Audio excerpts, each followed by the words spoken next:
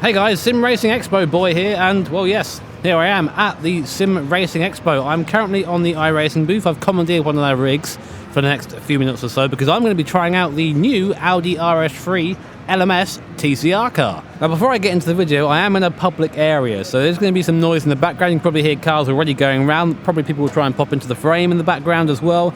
So just a forewarning, it's not going to be your usual mediocre video, it's going to be even worse than that. But this new 350 horsepower, 2-litre turbocharged 4-cylinder is on the new tyre model, NTM7. So yeah, really curious to see what difference that makes. Now given that the real Nürburgring is about 200 metres that way, I decided to, well, drive this car at the Nordschleife. I've not really decided if I'm going to do a timed lap yet or not, because I've only been awake for a few minutes and my brain isn't quite functioning properly. But hopefully it will be enough time for me to show off the car and let you guys know what you can expect when this comes out very soon. Also, I'm going to be using a Fanatec DD2 for this. I've not really driven much on this wheel, so hopefully I can get used to it quickly, otherwise this is going to be a very short video. Right, so I made my way around an outlap to try and get a feel for the car, and now it's time to share that with you guys. Now, being that we're on NTM7, I've got to be a bit careful on the first couple of corners. The tyres are probably going to be a little bit cold, which is not good for me. Car will go steering off from what I know. I've only really tried a new tyre model on the Skippy. I know that that tyre is very different from the tyre that's being run on this car. But if it's anything to go by, then I've got to really err on the side of caution when I first start my flying lap. But let's roll. And the first thing you'll notice is, of course, wheel spin, because my front wheel drive. And secondly, is that this thing sounds pretty damn close to the real life counterpart. I can tell you that from experience, and I'm going to really push that point home that I've driven one of these, because why the hell not? So coming through the last sector now to start our lap. Quite short shifting in this. Through the last corner, front wheel drive on the power. Here we go then, lap of the Nordschleife in the new Audi RS3 TCR car. A bit slower through the first corner. Using the power to bring the car out of the corner. Being this is the front wheel drive car, use the throttle a lot to steer the car, to pull the car around. That's how it is through there. So if you start coasting through corner, you'll find that your cornering ability is very much dampened for this first section now. And of course, it being a front wheel drive car, the rear is very nervous. It's essentially only there to give the car four wheels. A bit like a shopping trolley, but not quite as bad as the Kia was. It feels like there is actually grip at the rear, even though you wouldn't expect there to be. Not the fastest first sector. Again, just waiting for the car ready to come to me a little bit. Now we get to open her up a little bit, coming up to the flue plat, 6 gears in this thing, and there is 6. So we'll probably end up doing about 150 mile an hour top speed if we have a road long enough. Like, we've got quite a long road here. Down to 5th through here. I use 5th to get the, just for the wheel speed really, for the revs, to help pull the car around.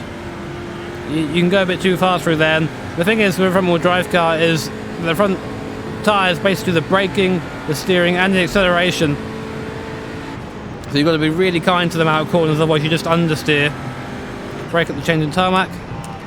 And probably brake a bit later really. The brakes are pretty damn decent this thing. And on this new tyre model, the car just feels so much more connected to the road, you know. I used to drive the Kia a bit back in the day. I liked it because it's a touring car. I'm British, you know, the BTCC is ingrained within me. And driving the Kia was always a little bit counterproductive. It felt like this feels a lot more intuitive. Can't quite see where I'm going through. I've moved the FOV back a little bit because I'm on an ultra-wide monitor right now. I've moved it back a little bit so you guys can actually see some of the details from the car, including the dash, which again, just like the real life thing. You don't know if all those details are sometimes lost on you when you there's a bit of a disconnect between this being a car in sim and this actually existing in real life. It's interesting. I've never really experienced that before with a car. You can hear as I go over the rise there, the wheels just start to lose a little bit of traction. Very characteristic of how this thing drives. It's a shame I couldn't bring you guys a pedal cam, but it's a bit different in the front wheel drive car. It's a lot more on the throttle. That's how you turn the car. Easy through here. You also have quite a front bias, brake bias I should say, so it's quite a long way to the front. Something you wouldn't expect from a conventional rear wheel drive car.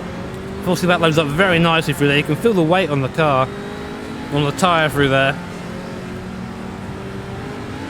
It just feels quite friendly to drive this, which again I can say is quite similar to the car that I drove in Denmark, but you know, probably a couple of different settings on this one, and then the fact that it isn't real that comes into it somewhat, but it just feels intuitive, which is really nice. I can see myself racing this. You know, I'm not really despite being British, as I said earlier on, I'm not really great at touring cars, but this could be a lot of fun to race and get used to. I can imagine there'll be a little bit of door bashing though, given the characteristic of this thing of just understeering on throttle. It's uphill now. Quite a lot of torque this thing. I'm not sure on the torque figure, but it'll keep pulling up the hill here. Then we'll go for 6th gear. There it is. Nice and easy. Soft through here. Get a lot of feedback in the wheel as well. I guess because it's the whole front wheel drive effect. Front wheels are moving around a lot more force going through them than would be in a rear wheel drive car. I'll probably take 6 through there, but just for erring on the side of caution so I actually get through it. There is a time to that, but I'm not really driving at 10 temps or trying to either. So we'll brake just for the crest. There you go. I haven't actually managed to lock this thing up yet, not properly anyway. I feel like with this new tyre model, and I might be imagining things, that I can get on the brakes a little bit later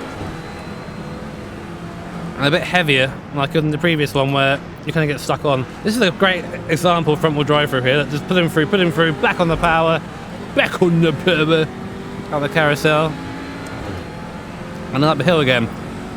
But it feels, you have to kind of force yourself to do it. Like if you get to a hairpin, for example, the way that you can be tempted to go through it is to brake to the apex and then power as you get to the apex, but you really want to keep a tiny bit of power all the time on a front wheel drive car. Really, you don't want to be off it at any point because it really does dictate a lot of your steering. There you go, nice and bumpy through there. That was nice.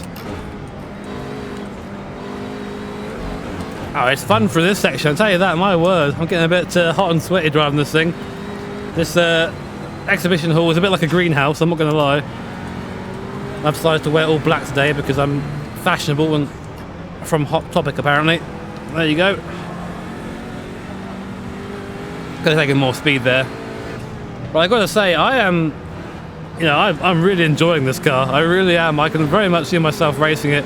And this, importantly, is exactly the car I think iRacing needs. You know, it needs a touring. We've been needing a touring car, a decent one, for a long time in iRacing. We were a long time ago. Some people may remember that we were going to be hopefully getting some BTCC stuff. It never happened, unfortunately, for various reasons. I don't really know why. I can probably ask, but I doubt they tell me.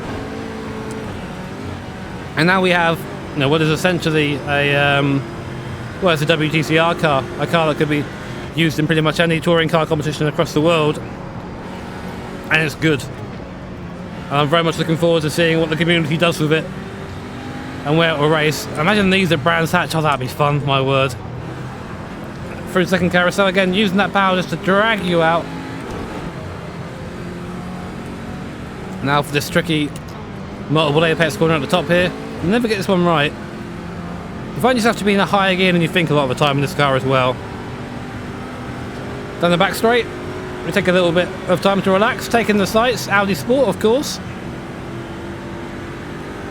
Easy down here. So you can see what sort of top speed we can get out of this thing. Sorry, still ill. 145. Might touch 150 coming down the hill. 146. No, we're kind of buzzing on the limiter there, or buzzing on the top of it. Come on, Audi! Pedal faster!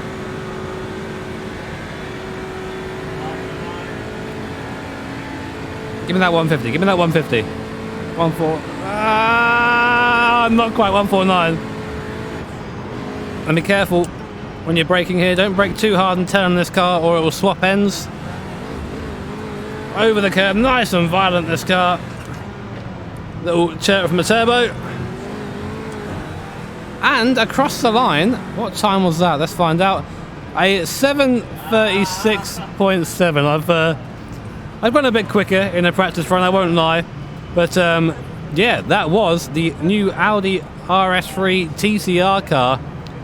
I got to say, this is exactly the car that iRacing needs. I am so looking forward to seeing how this comes into official races, what the schedule's going to be like, what the response is going to be like. I anticipate fairly good, to be fair. On this new tyre model as well, you're still very much connected to the road, which is something that, you know, iRacing has struggled with in the past, with some cars, but with this, it feels great. I'm a big fan. But anyway, I have to say a big thank you to iRacing for letting me steal one of their booths on a very busy morning here at the Sim Racing Expo. Big thank you to Greg West, who said I should say thank you to Kevin Bobbitt, but really it was Greg who helped me settle this up here. He was very patient. It took like an hour to set this all up properly, more than that even. So thank you, Greg. But yes, hope you guys enjoyed the video. If you did, make sure to hit that like button. If you really enjoyed it, hit subscribe and the bell notification icon, because that way you'll be made notified of future streams and future videos. Cool, I'm going to go and cough loads now because I'm ill. Take care, have an awesome day. See you all next time.